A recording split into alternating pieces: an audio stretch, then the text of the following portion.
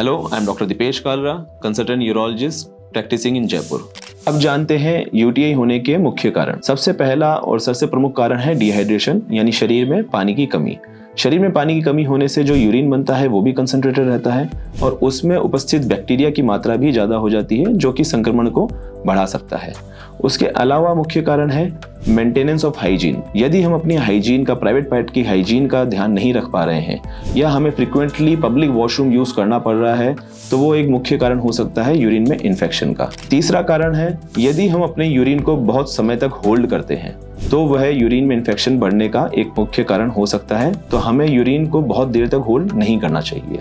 हमें urine infection अपने partner से शारीरिक संबंधों के माध्यम से भी मिल सकता है तथा यूरिन इन्फेक्शन कुछ अन्य बीमारियां जिसमें इम्यूनिटी कमजोर हो जाती है, जैसे डायबिटीज में भी बढ़ने के चांसेस काफी ज्यादा हो जाते हैं।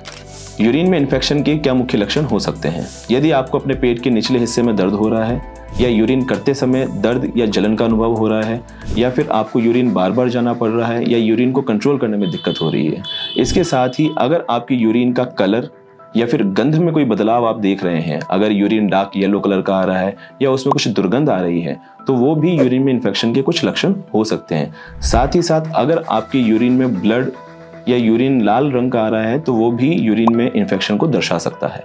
तो हम यूरिन के इन्फेक्शन का डायग्नोसिस कैसे करते हैं? सबसे मुख्य जांच होती है यूरिन की, यूरिन का रूटीन एग्जामिनेशन और यूरिन का कल्चर टेस्ट। उससे हमें पता चलता है कि यूरिन में इन्फेक्शन है या नहीं।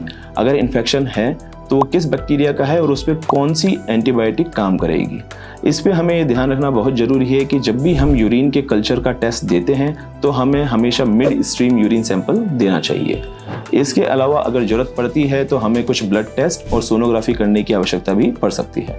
तो आइए जानें यूरिन इन्फेक्शन का ट्रीटमेंट क्या रहता है। ज़्यादातर यूरिन इन्फेक्शन जो होते हैं वो अनकॉम्प्लिकेटेड रहते हैं और उनका इलाज आसानी से एंटीबायोटिक और कुछ अन्य दवाइयों के माध्यम से किया जा सकता है। परंतु हमें हमेशा यूरिनरी इन्फेक्शन को सीरियसली लेना चाहिए, क्योंकि यूरिनरी इन्फेक्शन अगर अपर ट्रैक्ट में या गुर्दे में पहुंचते हैं तो वो काफ़ी घातक रूप ले सकते हैं, जिनका ट्रीटमेंट भी काफ़ी डिफिकल्ट हो सकता है।